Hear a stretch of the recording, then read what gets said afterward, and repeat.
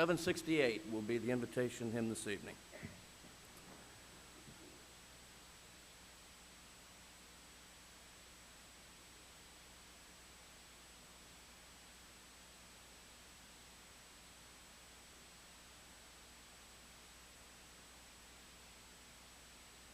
To have the microphone. Still trying to get used to being up here on Sunday nights. And by the way, Jeremy, I appreciate the way that you extended the invitation at the beginning of the service. We'll have 2 of them tonight. But did you notice the psychology of that? He asked you to stand before he asked you to move up front. That's very good. That's a good way to do that. You know, it helps the psyche of the preacher when you all are up front, too. And I won't have to think that I'm screaming to folks in the back and too loud to folks in the front. That's a good thing. All right.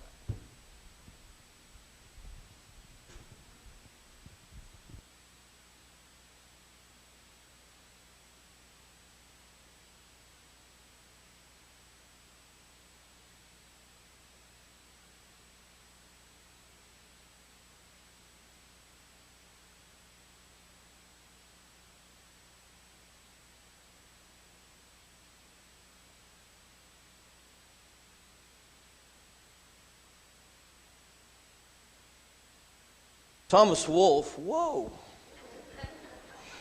Okay. Now I can quieten down a little bit. Thomas Wolfe, an American novelist, once wrote that loneliness, far from being a rare and curious phenomenon, peculiar to myself and a few others, is the central and inevitable fact of human existence. The world-famous historian H.G. Wells said on his 65th birthday, "I am 65 and I am lonely."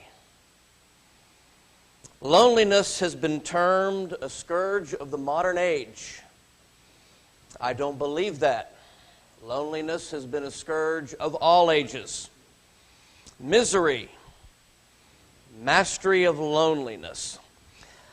I had Billy read Genesis chapter 2, where God said it was not good for man to be alone. We're not talking about marriage tonight, even though that's a marriage passage. But there was a reason why God instituted marriage, and because it's not good for man to be alone. Well, what is this state called loneliness that God addresses so often in His Word? True loneliness is more than the simple absence of another person or other people. It's an unfulfilled need for certain types of relationships. Loneliness is not simply a desire for company, but it yields only to very meaningful relationships. Loneliness is not taken care of by social activities. We can have a lot of people around, but we're still very lonely.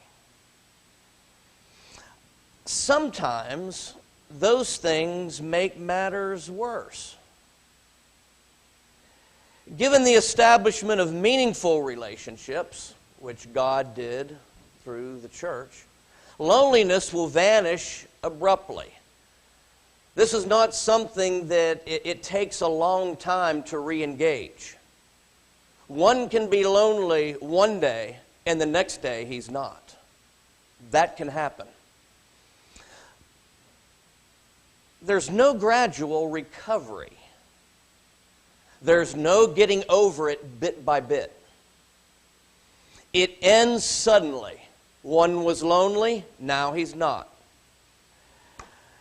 There are different types of loneliness expressed in the Scripture. There is creative loneliness. This is loneliness that you create on purpose.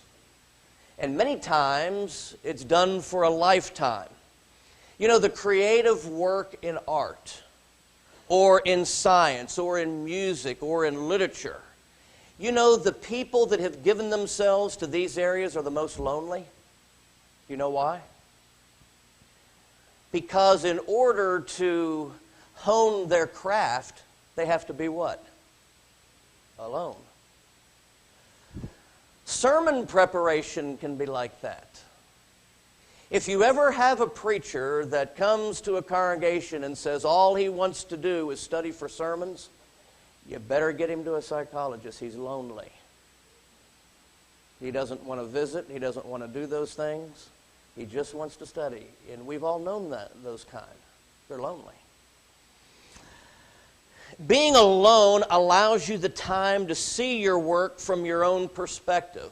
Why is it that poets are oftentimes very lonely people?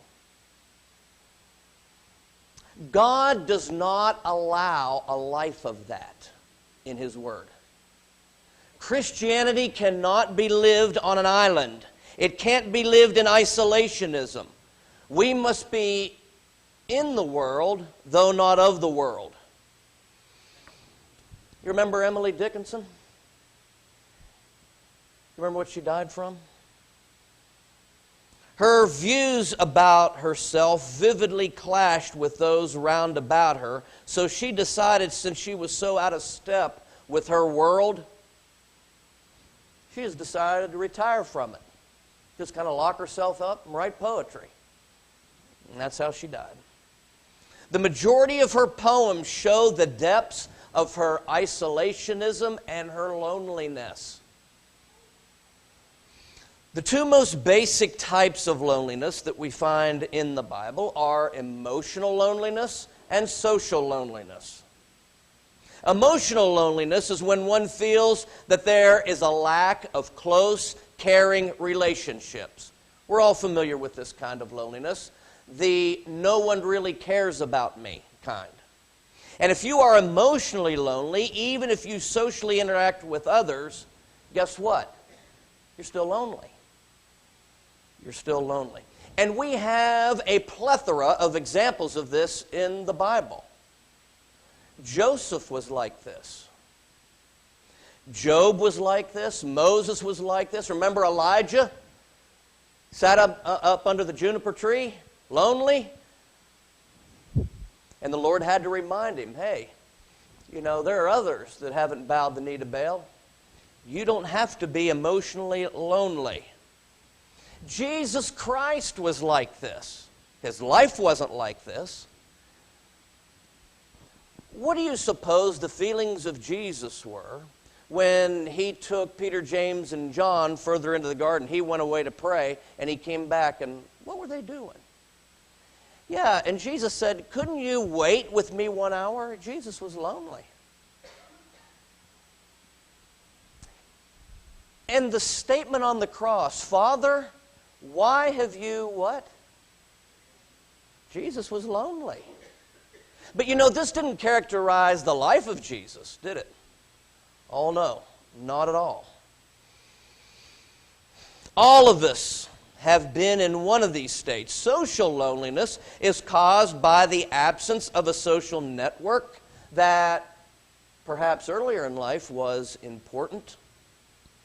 And that can only be alleviated by re-engaging the person in such a network. Why do you suppose that the Lord wants us to be faithful and active in the church, even if we're confined to home? That's God's network to fight against this loneliness. Loneliness is a biblical subject. Therefore, I think the practical nature of our lesson tonight can be clearly seen. You know, loneliness hits school students. At Stanford University Health Center, loneliness is the most common problem of students seeking psychiatric aid. Number one. Loneliness hits young married couples.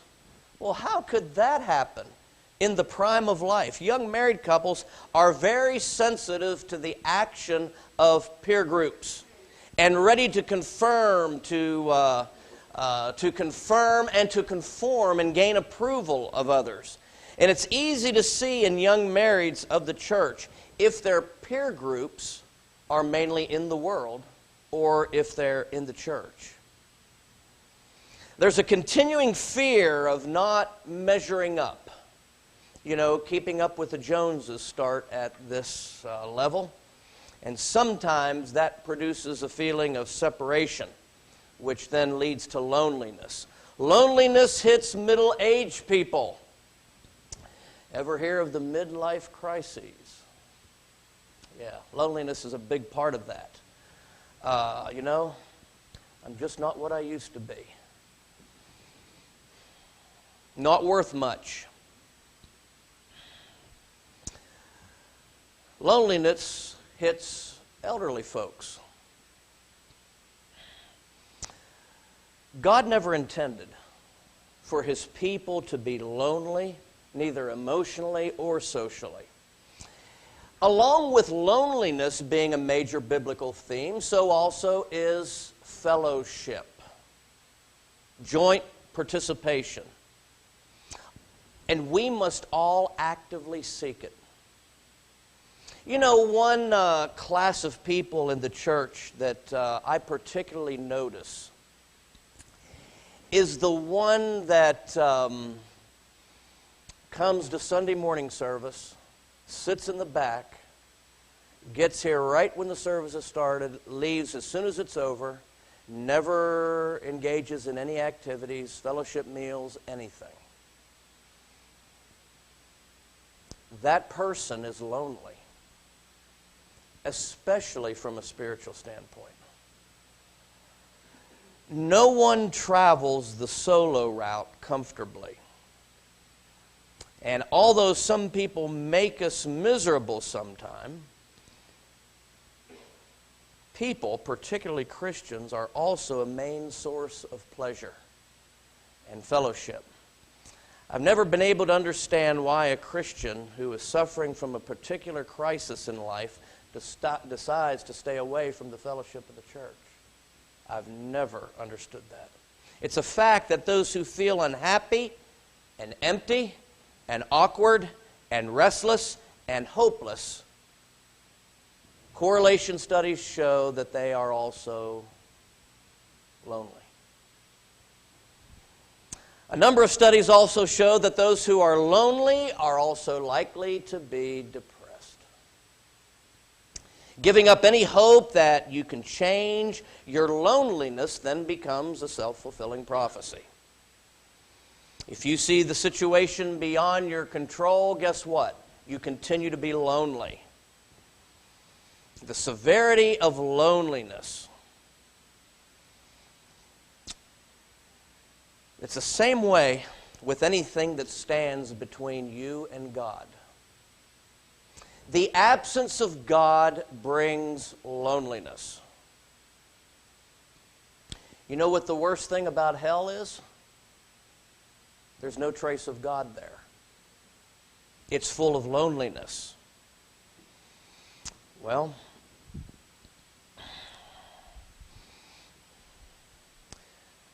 one elderly woman was asked on one occasion why she didn't share an apartment with another lady to ease her loneliness. And she replied, "Well, I'm too old to change." Well, there are lots of causes of loneliness. There's existential loneliness. Turn with me, if you will, to Job chapter 10 and look at something here beginning at verse 1. You know, Job, we would think, would have reason to be lonely, right? Given what all happened to him. And he was, and in the midst of that loneliness, that depression, he says this, "My soul loathes my life." Have you ever been there? "I will give free course to my complaint." I've got a right to do some complaining, Job says. "I am going to speak in the bitterness of my soul." Notice that this is not just an external, just a verbal kind of thing, but he's speaking from the depths. "I will say to God, do not condemn me. Show me why you contend with me." This was before he has matured in his thinking here. "Does it seem good to you that you should oppress? Does it seem good to you that you should oppress, that you should despise the work of your hands? What was Job's misunderstanding here at this point? Who was causing this? Satan. Why should you despise the work of your hands and smile on the counsel of the wicked? God, it seems like you're teaming up with wicked people that's causing this to come upon me. Do you have eyes of flesh, or do you see as man sees?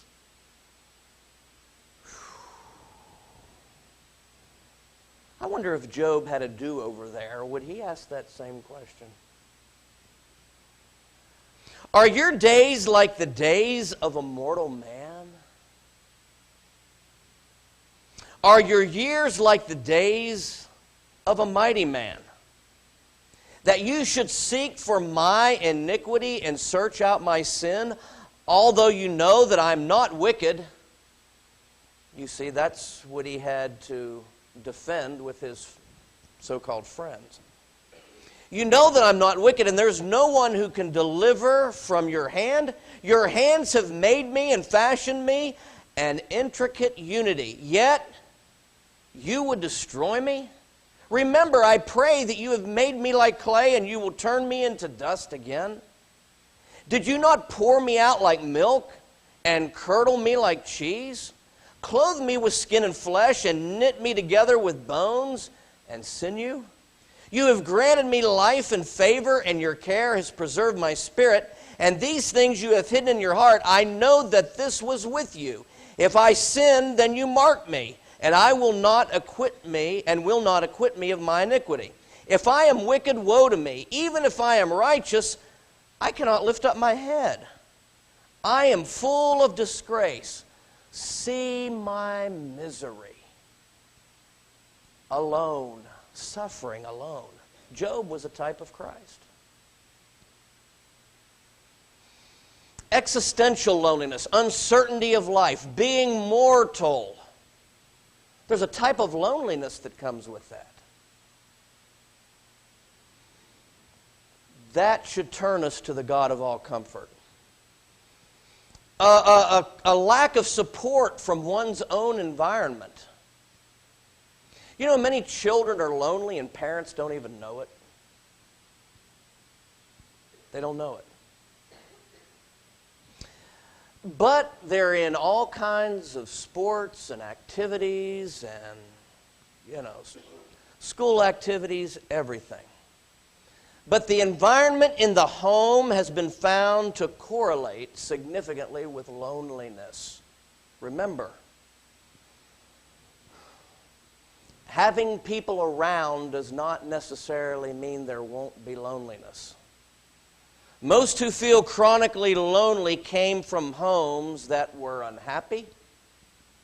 They were lacking in emotional stability. They were lacking in communication. And there was emotional distance between the child and one or both of the parents.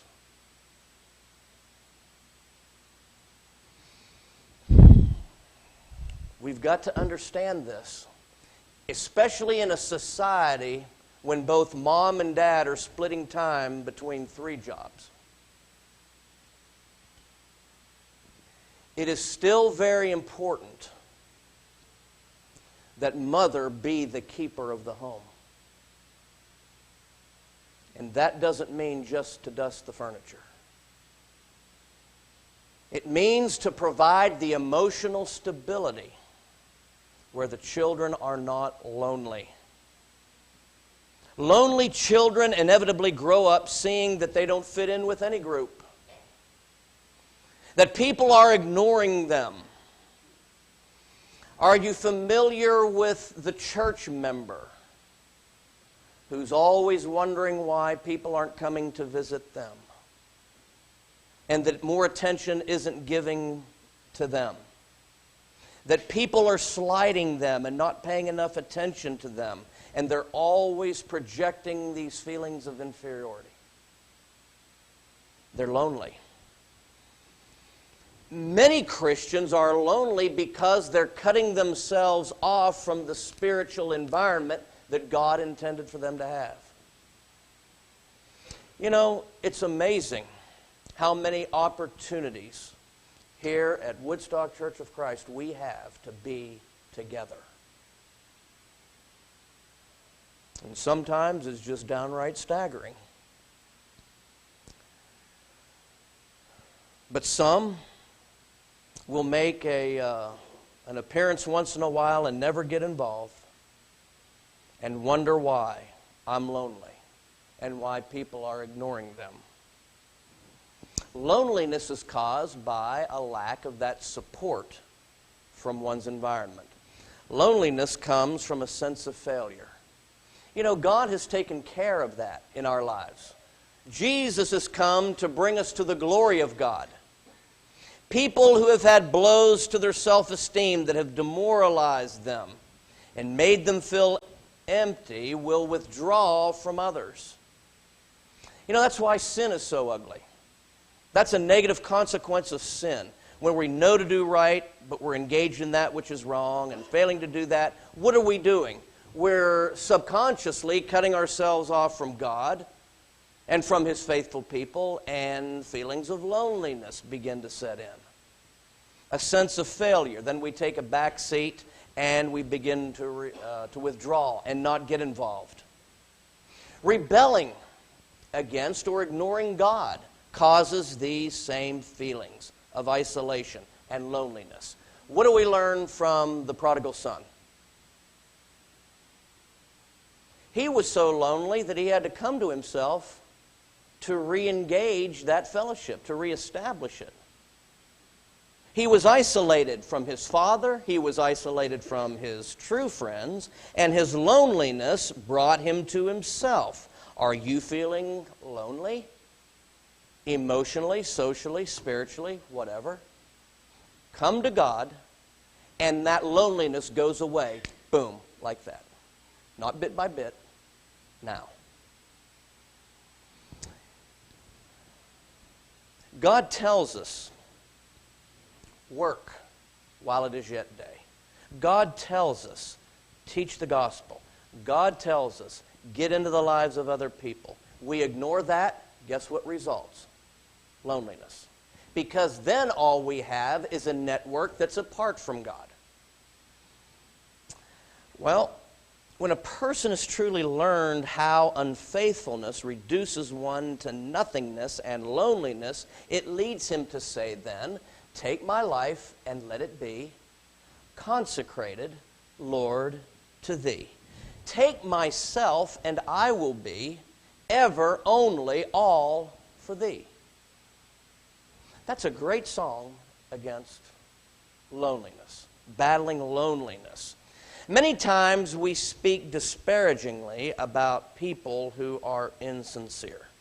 People who may be socially adept on the surface, but who lack deeper levels of involvement. They are lonely. That's why Christianity is a religion primarily of the heart. There's no room for superficial relationships, right, in Christianity. Superficial relationships don't help loneliness. Real relationships will. That's why Jesus said, blessed are the pure in heart. For what? They shall see God. They are in fellowship with God. Therefore, no loneliness. But it takes a pure heart, not one that's insincere. In Acts chapter 5, remember, we have an example of the opposite. Ananias and Sapphira were playing church, weren't they? They weren't real. They were coming to church. They were insincere. They lied to God. How do we lie to God? When we are practical atheists, even though we carry the name Christian and come to church. That's like living like the world, Monday through Saturday.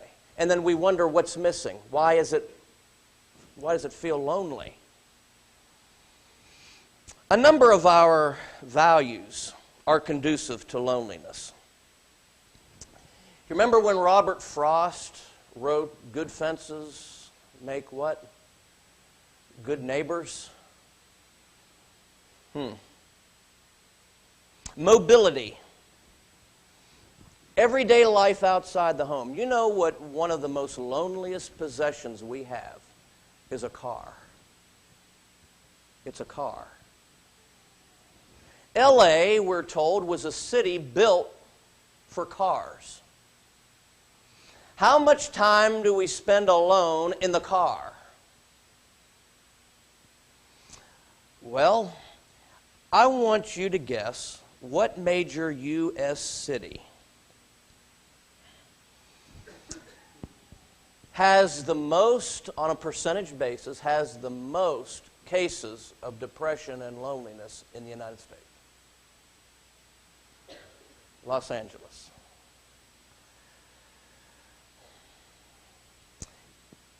Anything that we do in life, seemingly, and things that make life supposedly easier, makes life more lonely.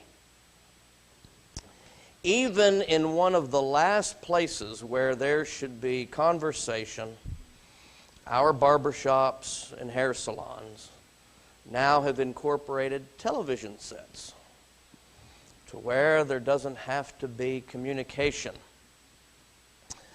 Well, what do we do about it? Everyday life inside the home is like this too. All of our handy-dandy appliances, how many remember the day when the dishes were done, you wash and I dry? Those days are long gone. We throw them into a machine. A lonely machine that makes us lonely. Washing clothes, on and on. The average American family now sits down together for a meal, not even one time a week, on the average. Not even once. Time pressures. Time pressures interfere with marital relationships, interferes communication with children, interferes even knowing neighbors, interferes with friendships.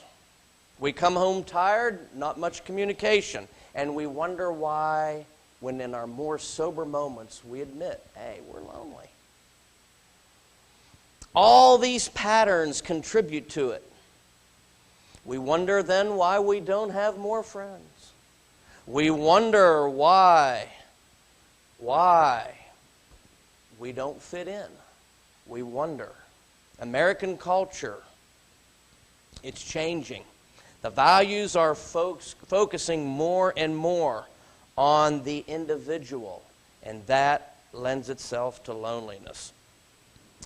You know, it's interesting. Many cultures in our world emphasize the group, sometimes to an extreme. But you know what? Studies tell us that those nations are a lot less lonely. Well, we understand that when we apply that to the church. That's why the church is so significant, even in a nation like ours. Well, what's the conclusion of the matter? Realizing that Jesus has the remedy, that Jesus cares, and that's not just a catchphrase. He left heaven in order to demonstrate it. And maybe what we need to do is to actualize and individualize His Word. Jesus said, "Behold, I stand at the door and knock." What's He knocking for? Communication, fellowship, to usher us into the church. It's why He's knocking. That takes care of loneliness, because He says, if you'll open it, I'll come in and have dinner with you. No more loneliness. Jesus calls. Ever since Adam and Eve rebelled in the garden, they entered into a lonely state of isolationism. And God has been calling, "Where are you?" ever since. He asks us that question today. Adam, at that point in time, was a picture of our loneliness, of our boredom. Listen, if you ever hear a Christian saying they're bored, they're lonely, and they need to change their mind. A Christian can't be bored. There's no way. not a faithful one. Well, what was Adam's response? He tried to blame everything else for his loneliness. I'm in this situation. I'm lonely because of the woman, because of the serpent, and God because of you as well. And today, we blame others for our loneliness. Have you ever used the word clique as it comes to the church? If you ever use the word clique, you're lonely. You're saying, I don't fit in here, I don't fit in here, here are all the groups. I'm lonely. Well, we could go on and on about that. But if God is not the whole of our life, we will be lonely. And God wants to be a part. The question comes down to, will you let Him? Will you let Him? Will you be part of His social network? And that social network that He has established is called the church. And not only will you be on the rolls, but will you be an active member in it? If you will be, I promise, you will not be lonely. No, never alone. Jesus has promised never to leave us alone. Or you want to come to Christ tonight? Come to Christ, experience the fellowship that He intends us all to have, and then being an active part of His body. You don't have to worry about loneliness. Ever, no matter what stage of life you are in. And we want to help that. And we are, because we are God's network to take care of that problem. If we can help you respond while together we stand and sing the invitation song.